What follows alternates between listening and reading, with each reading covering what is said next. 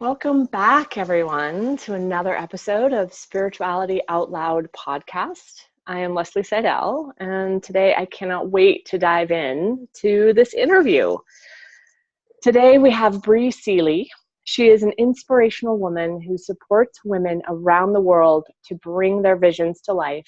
She's a catalyst, speaker, and author. She's a regular contributor to the Huffington Post and the Influencive, and is known for by many for her Tell It Like It Is, out-of-the-box guidance that creates massive and epic changes in every woman she encounters.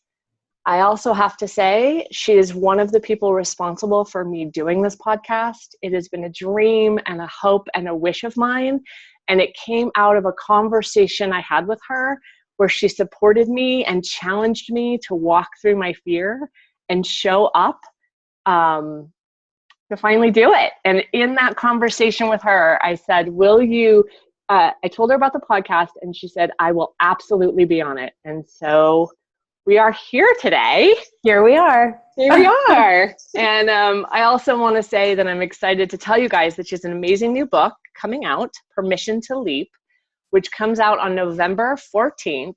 She also has a podcast with the same name and a 6-month training, which I can't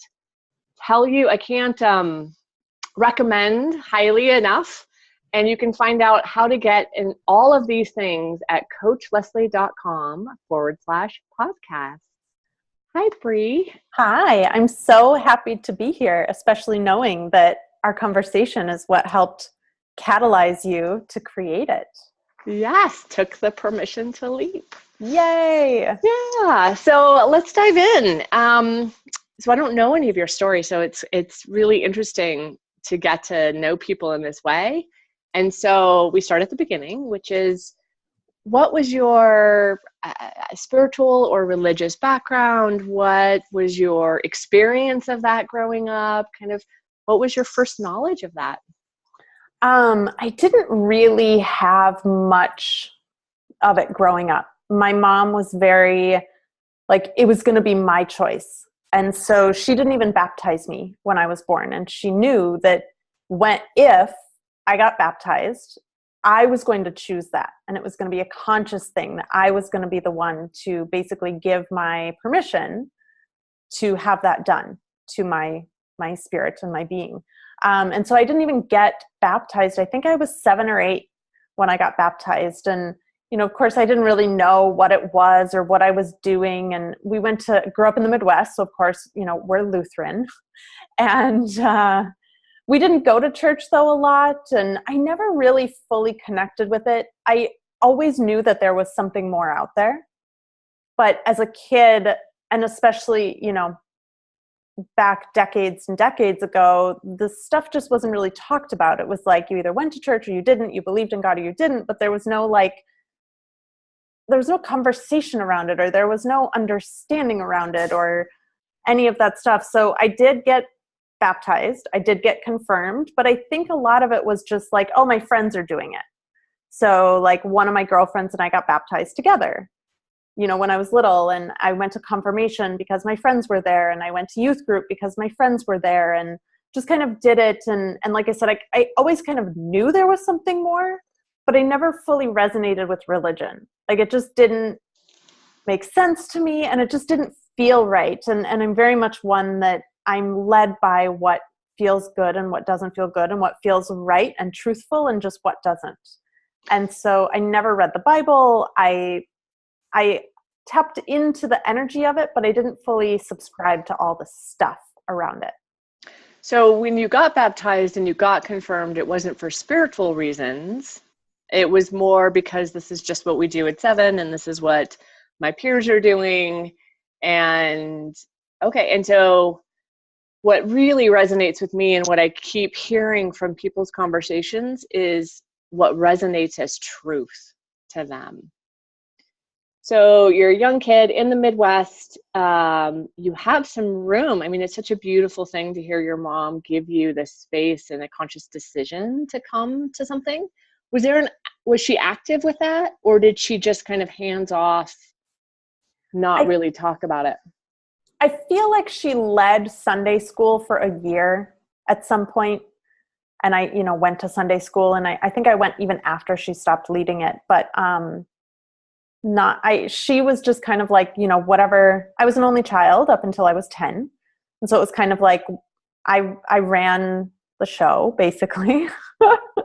I got to pick what we had for dinner. I got to, I got to make a lot of the decisions because it was just us. Yeah. And so she was kind of just like, whatever you want. And she wasn't passive, but she wasn't active either. It was kind of like a middle ground. And it sounds like you had something similar, right? You weren't passive and you weren't active. You were just like, oh, okay, we're doing this, but there wasn't a deep resonance. There wasn't. Okay, so then kind of what happened as you grew older? Did something happen? Yeah, so I got into a car accident when I was 24, maybe 25, somewhere in there. And got into this car accident. I was working for a woman at the time who I call she was like my spiritual, what do I call her? My like spiritual dealer. She was like my gateway drug into spirituality. Interesting. So we shared an office, and there would be times when I'd be like, oh, my stomach's a little upset. And she would be like, here, hold on to this crystal for a little while, or here, take this tincture, or, try this or try that. And when I got into the car accident, she bought me my first yoga mat, and then started inviting me. My boyfriend and I at the time were breaking up, and she started inviting me to meditations and to spiritual groups and circles. And she was literally my gateway drug into spirituality. Like one thing after another. It started with crystals and tinctures, and then she got me into my Reiki provider and infrared saunas and like everything. And so little by little, I started opening up to the meditations, and the yoga really helped, and not just on a physical level. Up until that point, I was very type A and very like pushing and just like really rigid and just abrasive. And the meditation and the yoga and the Reiki and just kind of helped mellow me out. And I started to like sink into my body for the first time in my life, and just little things. And so that was kind of my introduction to it. And then now I feel like I've kind of taken it to like the opposite, like the extreme opposite end. Because now it's my life. Like it's everything. It's in the, it's so much in the book. And I talk about how there's a physical world and there's a spiritual world. And if we're not tapped into the spiritual world, we're missing out on 95% of really what's available to us in any given moment. So interesting. So you meet this woman, and she kind of has, it sounds like a spiritual toolbox, right? So it's not one particular thing, but it's a bunch of different things. And you would have some pain, and she would see that as an opportunity or an in, right? To say like, hey, here you go, try a little this. I love the gateway drug idea. And you were open, right? It's like those pain points. And for me, those pain points are really places for openings of spirituality. But there's a big leap between I'll go get some Reiki and do some yoga to my entire life really kind of is involved in this world. So how did that happen?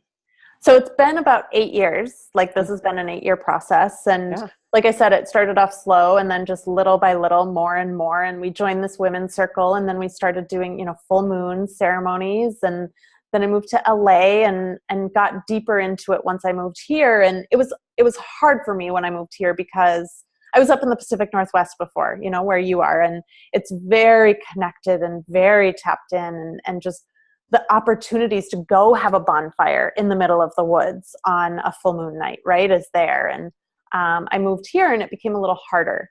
And so I got pretty disconnected for a while, and I got a little off path for a while. And then I was at my computer one day in December 2014 and saw this ad come across that was like, there's this conference coming up in LA, and, apply for a scholarship. And I was like, oh, and there was something in me again that was like, I need to be at this conference. Like I didn't know why, I didn't know anything about it. And so I applied, got to go. And it was an amazing conference. I'm still part of the community, 3 years later. I love all the people. And one of the people I met while I was there was Hal Elrod, who, if you don't know, wrote The Miracle Morning. And it's basically, he talks about how to have a morning practice. And that I knew, it took me 6 months after I met him to even start my morning practice. I devoured the book immediately and sat on it for 6 months because I knew that the second I started implementing that practice, it would change my life.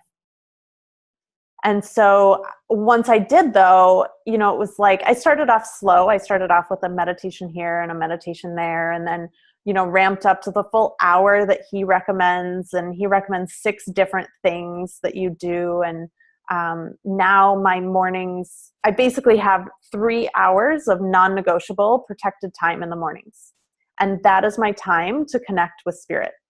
That is my time to receive guidance. That is my time to tap into my body and really get centered and grounded and come from a place of service and have an open heart and all of that stuff. So I would say it was probably it was around that time that I also, closed my fashion business and decided to start coaching. And the more and more I got into coaching and the more and more I got into my morning practice, the more and more I realized how important having a connection with spirit is. Especially, I think it's important for everyone, but especially as an entrepreneur and especially as someone who's here as a healer, right? Like I have to be a clear channel for source and spirit to come through me all the time. I don't have a choice. For my client's sake, for anyone that picks up this book, the entire book was channeled. Almost all of my interviews right now that I'm going into are all channeled. And that's just, for me to be the healer that I'm here to be in the world, that's non-negotiable. I can't not be connected to spirit, and I have to get out of my own way, and I have to deal with my shit, and I have to heal myself, and I have to do it before I can serve anyone else. Yeah. Wow, you just said so many things. So, Sorry. No, it's all good, right? Like, which piece do I want to kind of come into? I really appreciated that you listen to the whispers, right? My own path has been so filled with that, and I didn't name it at the time, right? Like I was just like, this is interesting, I learned palmistry, and I learned, you know what I mean? Like all of these different things, and just following the bright lights. Today it's way more conscious, right? My favorite thing, I talk about this all the time, is I ask spirit for like those airplane hangar guys to go like, turn left. Like, just like, show me exactly what it is you want, where you want me to go. And but it took a long time to get there. And so you learned in the Midwest these spiritual practices, or the Washington. So you're in Washington, you learn from this woman, and then you come to LA and didn't have a community the way you did back there. Were you seeking the community? I was trying to, but at the time, to be fully honest, I was in the fashion industry, and it was hard because, fashion is one of the major industries that really needs to be massively disrupted. And it is very out of touch with spirituality and higher powers. And it's so superficial, and it's so mean, and it's so damaging. I mean, it's a hard industry to be in, and I got sucked in massively to it. And I was, again, so disconnected from my body, and I was not listening to the whispers at that point in my life. And so I always say, you get a whisper or you get a 2x4. And I got a 2x4. Absolutely. And, and that's really what, actually, I think I got 2 2x4s in 2014 and again in 2015 that kind of massively shifted my trajectory, because I was not tapped into spirit. And little by little, people were starting to come into my life. Little by little, people were. And there's a lot of those people are still in my life. Mm-hmm. But in LA, it's had to be, because I live more on the east side of LA, the west side is a little more spiritual, like Venice and stuff like that is a little more tuned in. But I just had to be more conscious of it. I had to be more purposeful about it. I had to actively go out of my way and search for things and meditations. And luckily I found a great Reiki healer almost immediately when I got here. She hosts 2 meditations a month. She hosts workshops, and that's been a really great tool for me and a really great to have kind of like a grounded, consistent opportunity. Yeah. But it was much more of a conscious seeking when I got here versus in Olympia, it was just everywhere. Interesting. So yeah, so you did get that. So that it makes sense to me, right? So much personal growth and so much seeking comes from the 2x4. You know, I am someone who listens to pain, right? And we all are. Yeah. And so, so and I love the fact that you're honest about the work it takes to be in connection, right? Like you read this book, you feel the power, you feel the truth of it. And it still took you 6 months to even start dipping your toe in it. You know, what would you, so I hear that spirituality and being connected is your guide. Tell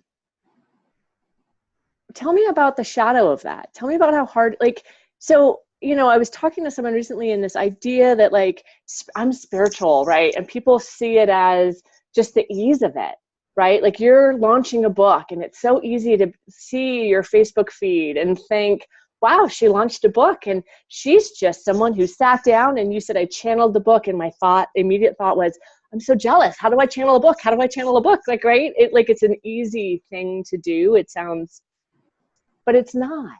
It's so messy. The day before I left to write the book. So, you know, I get clear messages periodically, and a lot of times I'm in the fog just like everyone else. So in January, I committed to a new goal, a new leap, and was in meditation a week later and got this really clear, you're writing a book this year and you're leaving LA for 2 weeks in June to go write it. And I was like, cool, what am I writing? And where am I going? How do I do that? How do you do that, right? Which is the next human experience. Okay, Spirit, how? Yeah. And then immediately after that, my whole life started falling apart. And it wasn't falling apart because I made the wrong decision. It was falling apart because it was an alignment issue. And so people, you know, this year has been really hard for me. I closed down my second business. I lost my business partnership.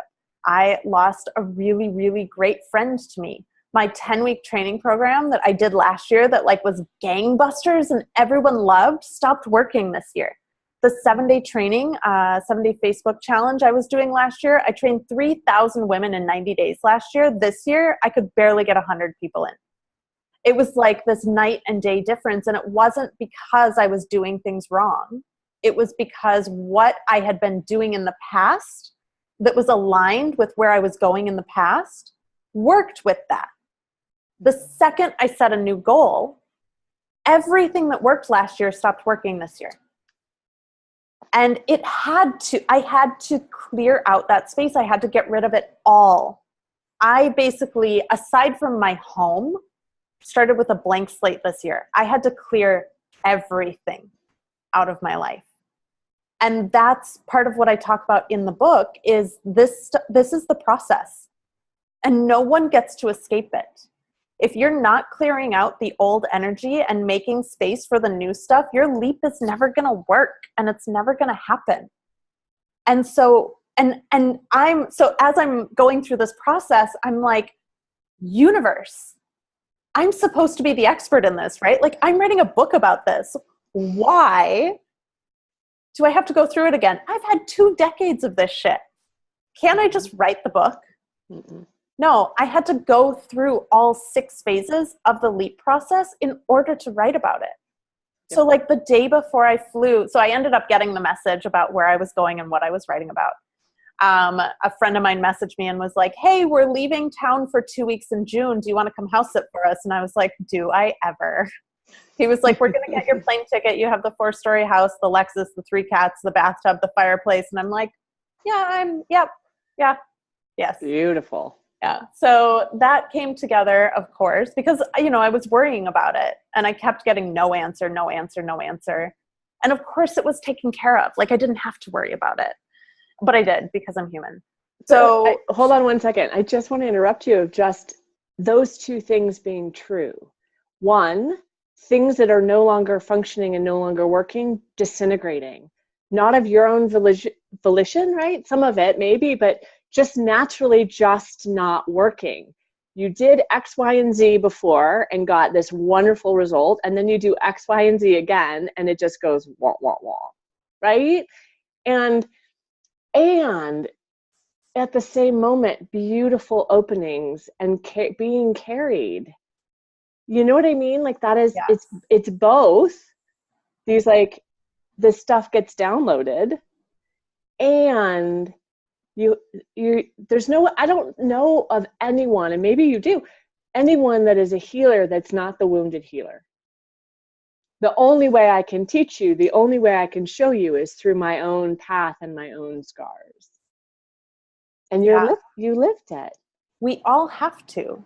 Yeah. And that's really what we most draw upon. Like the reason I can teach this is because I've been doing it for 2 decades. And because I've been doing it for 2 decades doesn't mean that I get a bypass. Hallelujah. I still have to do it. Like no matter what, I still have to like show up and continue, going through the process. I don't get to just pass it by because I'm an expert. I mean, do you feel, and this is my experience, that is slightly easier because I believe and know that I'm like, I've done it before. It's still painful. I still end up on the floor in tears, but I also at the same time have some space to hold that it's going to be okay. Yeah. Tomorrow will be different. Where in the past, when I started this work, like 20 years ago, I didn't know it was going to be okay. Like I was doing this stuff on faith and I kind of didn't believe you. But I did it anyway, mostly to tell you were wrong, but whatever, doesn't matter why you do it, just matters that you do it. Right. And so so what happens next? So you're now, you get the opening, things are disintegrating and things are opening, but you're kind of in the hallway, right? And so what happens? How does it get downloaded? Tell me about that process. Well, I started just energetically opening up little by little to it, right? So on Sundays, I have this thing where I go walk, up to 5th Street, 4 blocks north, and I go to the farmer's market and I get my berries for the week and I get my produce for the week. And I started in, I think it was March or April. As I would walk, I would bring my notebook with me. In fact, I have my notebook sitting right here with me. It says, "Live your dream." And I would bring my notebook with me. And in the center of this notebook, I just started taking notes. I would take notes on the conversations I was having, and it says book ideas. Nice. And I would just start writing, and I would start taking notes about like what articles I'd read that week and the conversations I'd had and what was exciting me and what kept coming up like frequently, what kept like tapping on my shoulder and the thoughts I was having and just all sorts of stuff, and just taking down notes of all these things. And I honestly don't even know, I cannot remember but like between taking those notes and actually deciding that this is what I was writing about. Like I don't remember the moment where I decided what I was writing about, but I did hire a marketing team to help me. And that was one of the things where like they showed up in my life and I spent 3 weeks crying about it because it terrified me so much. And part of the reason it terrified me was, one, it was a big investment. And I knew that if I was saying yes to this investment, I was going to have to write this book. Like, I can't not write the book. I'm now invested in the book. And then I also knew that I was going to have to expand my container because the girl I was in January could not be the same girl that wrote my book. Yeah. Or woman, I guess. Yeah. So I spent 3 weeks crying about that decision. And at the same time, I knew that it wasn't a decision. So had you already invested in it, or had you spent 3 weeks crying about investing in it? I spent 3 weeks crying about investing in it. Yeah. Yeah. No. Yeah. I Yeah. got to tell you, saying to you the words out loud, the power of that. Will you be on my podcast? Someone who I had watched and witnessed and admired, saying this word to you, and you saying yes, concretize something that wasn't the day before, wasn't the minute before, right? Asking bigger people, making a commitment outside of myself to another human being. You know, we are herd animals. We need each other. And, you know, skin in the game. The more Yep. skin in the game you have, the bigger expansion. It's like kind of like, I see it as looking at a higher power or spirit and just being like, yes, I'm doing this. Like, I am all in. You know, I work with a lot of women who want relationship, and they want to stay with their ex-boyfriend who's not the man for them before they get, you know, it's like, you have to be all in. You have to be all in. Yeah. And so this was your all in. That's a huge faith. It was. And I'm still, I mean, so that was May to October. So I'm 5 months in with them. And I'm still, every month, I'm like, oh my God. Like, I'm still in it. I'm sure it goes away. And maybe once the book is launched, it'll be different. But I'm still in that phase where I can't see it yet. It hasn't, like, yes, my book has been written. Yes, it's ready. In fact, my first copy just got shipped to me today. Proof. But I still, like, it's still not here. I still can't touch it. It's not. And this is the thing about the leap process, is that you literally have to take something you can't see and turn it into a physical manifestation, a physical reality. And like you said, so many people want the physical proof first before they say yes, before they commit to this thing. And it's like, it doesn't work that way. That's why it's called a leap of faith. You have to have faith, because you're never going to see proof of it in the physical world until you do the commitment and all the work behind the scenes in the spiritual world. Yeah. Beautiful. And so, especially with my book, it's 6 phases. We don't even start talking about the physical world until phase 5. Right. Phases 1 through 4 are all energetic. They're all spiritual. They're all internal. Yeah. And the problem, one of the things I find that like hinders people and hinders myself too, is that when I see people, all I ever see is phase 6 or, 5 or 6, right? You only see these other outwardly, again, Facebook feed. And it's like, no, you need to, I believe you, having witnessed you and watched you. I know that you did the energetic work. I believe that you spend 3 hours a morning in prayer. You know what I mean? Like, because I've seen the proof in the pudding, right? Like, I've seen you do the work, and we all have to do it. So you're doing this work. I'm so impressed. You get the marketing team and you go up to Seattle. Well, at this point, you're just writing notes. Yeah, at this point, so the marketing team, the second I hired them, we did like a 12-hour day. And we sat down and they did a deep dive into my website and my courses and my marketing and everything. And we sat down and they helped me that day. It was like a week, I think, before I was leaving for Seattle. And we sat down that day and we did my entire book outline. And we revamped, we gave birth that day to my 6-month program that goes along with the book. And so kind of a lot of stuff came out of that meeting. And as I say to my people and in the book and everything, like, commitment breeds clarity. So the second I committed to them, the book outline came. I mean, of that 12 hours, we spent less than an hour on the book outline. I mean, it just came. It was just there. Right? So I have a book outline. I have a general idea of where I'm going. I have an idea of some of the tools I'll be sharing in each chapter, some of the stories I'll be sharing in each chapter. But I knew, so the day before I left for Seattle, I lost it. Like, I was, if you talk about physical leaps, I was literally sitting on the edge of the airplane with the dude strapped to my back being like, I don't want to jump. I don't want to go. Oh. I am gonna die. Like, I can't. And so I cried on my couch that morning for 5 hours. The day I left, I cried on the couch for like 3 hours. Thank goodness for my cat sitter. She was like here, and she literally like shoved me out the door and was like, okay, bye. We're going to be great. Get out. And It's So the phoenix, right? It's the yeah. phoenix. If you want to be something bigger, you have to disintegrate. And you did this disintegration, and the disintegration just isn't pretty. I've never seen it be pretty. Oh my And gosh. it's the That's so heal. not pretty. But in this process, are you now, since I know you're still in the middle of this process, but do you feel the healing of this? I mean, I tell me do, about that. and honestly, like a lot of the writing in the book and revisiting a lot of the stories, and there's one passage I write about my childhood, and it was something that I honestly haven't really thought about for decades.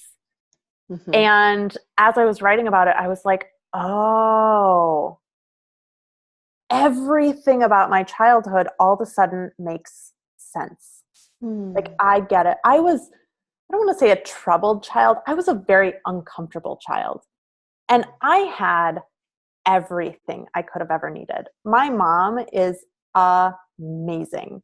And like I said, I was an only child. And so like I got to choose what movies we watched, and I got to choose what we did on a Saturday, and I got to choose what we had for dinner, and I got to choose everything. I got to, I was in dance classes and swimming lessons, and my mom gave me the world, and I had everything. I had friends. I have great grandparents that helped raise me and take care of me. And I was so deeply unhappy as a child.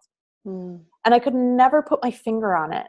Mm-hmm. But as I was writing this book, I was remembering sitting in the back of my mom's car as a little kid and like staring out into the dark sky and trying to like see past our universe, see past our solar system, see past like really staring into the depths of like what's outside of our solar system, right? We talk about our solar system and like what it looks like what's past that. There has to be something more. There has to be something bigger.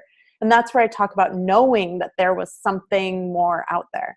Mm-hmm. And I would constantly try to see it as a little kid, but as a little kid, I couldn't. I didn't have the tools. I didn't have what I needed. And as a result, I was so deeply uncomfortable, and I would cry so much as a little kid. And my mom would always ask me, and I had no idea. I never knew why I cried as much as I did as a little kid until I wrote this book. Oh, that's and beautiful. As I was writing, I was like, oh, I get it. Yeah. I was trying as a little kid to tap into the spiritual world, but I could only see the physical world. And there was just this like, I didn't have the knowledge, the tools, the language to even connect with that. So what I hear you saying is your spiritual life is the healing, is the healer to that which brings you pain. Is that accurate? Yeah. I mean, it definitely, I just got full body chills, so it seems to be fairly accurate. We get those immediate responses. I know, right? Yeah, it's been, and because I got to channel this book and because I got to receive the information instead of generate it, it was just such a unique process. And it did bring so much healing to me and understanding. And even some of the phases I talk about in the book, I look back on the leaps I've taken and I'm like, oh, that's what that was. Even this year as my life was falling apart, I was still playing the victim and upset and like super, what is going on? And just confused and angry and all these things. And as I was writing the book, I was like, oh, duh. My life was realigning itself earlier this year. Got it. Okay, good. Well, it's hard. I want to really reflect back to you from my own experience. It's hard in the moment, right? I can tell you what happened looking back. I can hold space for other people, but in the moment, in my own big emotional experience, it's hard to hold anything other than that. And yet we get to honor that. And that's the other piece. This is what I hear from you that I really appreciate, is that you honor this spiritual, beautiful faith, and you honor your humanity. There's so much spiritual bypass today. There's so much, I'm spiritual, I don't pay my bills, but I'm very connected, or I only work, right? I only push. And it's that balance is so tricky. Yeah, I talk about this in the book too, of I think it's the beginning of the book. I was on my yoga mat the one year, and every time I got on the yoga mat, I kept getting the same message. You're the divine intersection of spirit and earth. And for the first several times I was like, okay, cool. What do you want? Whatever. Yeah. And I found this moment where I was like in tree pose and I can feel spirit flowing through me. And at the same time, I can feel the sun on my skin and the cat like weaving around my leg and, you know, the car horns from the 101 happening outside my window. Right. And I was like, oh, right. I get it. Like we get to be this vessel to contain our spirit. And that doesn't mean we get to deny ourselves of this human experience that we're having. Yeah. It's a continuum. It's a, you know, you can swing the pendulum far to one side, but you're missing out on so much by doing that. And so one of my things is I really like to be in the middle. I love to play in the spirit realm and like experience. I'm just learning how to use sacred geometry and like all like playing with all this cool energy stuff. And like, oh, I just love it. And, you know, like being on the couch with my cats and like feeling into their skin and just like being, you know, their fur and just being present with them, or like having a really amazing meal, or like I walk 2 miles in the mornings around the lake and like taking my shoes off and sinking my feet into the earth. And like that stuff is just as important as my meditation and my spirituality and my channeling and my connection with source, right? Like you can't have one without the other. We're here to experience both. And so I feel like I would be quote unquote doing it wrong, even though I don't subscribe to right and wrong, but I'd be doing it wrong if I were denying myself of one of those two ends of the spectrum. Well, in some ways, I think, you know, doing the dishes, right? Doing the laundry, doing the dishes is the harder spiritual practice, right? I just want the euphoria. I don't want to have to sit on the cushion, right? Like I don't want to have the day that I can't do triangle pose without falling down. I don't, you know, and yet there's no way to get from point A to point B, right? There's no way to disconnect those two and to really honor that is what I hear you saying. Yeah. Yeah. So, we're out of time. I am incredibly grateful for you to take your time out. And I want to tell everyone, your book comes out November 14th. I am so very honored and excited, and I can't wait. And I already have my copy, but we won't get into that. So you can find out how to get a hold of Bri. You can find out how to get a hold of the book. You can find out where to sign up for your 6-month program, which I am so... Anyone that's going to do that is going to find such a great, from my experience, a place of holding and honoring from where they are, you know, support. Because you've been, you know, that's what this leap takes. So much support. And that's one thing I do want to mention is I know you said that social media gets really shiny. And so one of the things I've been really committed about with this process was 90 days out from my launch, I started doing daily video diaries. And just really the reality of like, this is where I'm at. And a lot of them happen at 5:30 in the morning. And a lot of them happen on my walks. And almost all of them happen without makeup. And they're just really real about like, you know, I this week have been in the pause of the leap. Right before things start manifesting, there's always a pause. And I've been in the pause this week and I've been like, okay, is this thing gonna work? Like, am I gonna fail? I don't really know. And I've done my best to be pretty transparent about this process because it is a process and I am human, and anyone that goes through this, you know, I'm super real about what it looks like and how it works. Yeah. And I also find that those moments of pause, it's such a juicy time to, like, my brain, the monkey mind, comes up with so many ways to sabotage stuff, right? Like, I'm like, I don't like to feel this way. Let's go. I know. We're going to change the name. You know what I mean? Or like some random thought. Yeah. And so that to me, again, shows your spiritual strength to sit in that pause, to sit in that fear. Believe me, it's been a practice because so much of me just wants to hustle and just be like, I'm going to make the momentum happen, right? Like, I'm just going to do it. You know, my ego is like, we're just going to make it happen. And then the other part of me is like, okay, let's breathe. Let's be in this. And, you know, it's a moment by moment thing. really. There you go. And that's the spiritual life. Yeah. Each moment. Yeah. So thank you so, so much for honoring me with this time together. And I can't wait to see what happens next. Thank you for holding the space. I'm super honored to be one of the catalysts for you to bring your light out further into the world. Yeah, absolutely.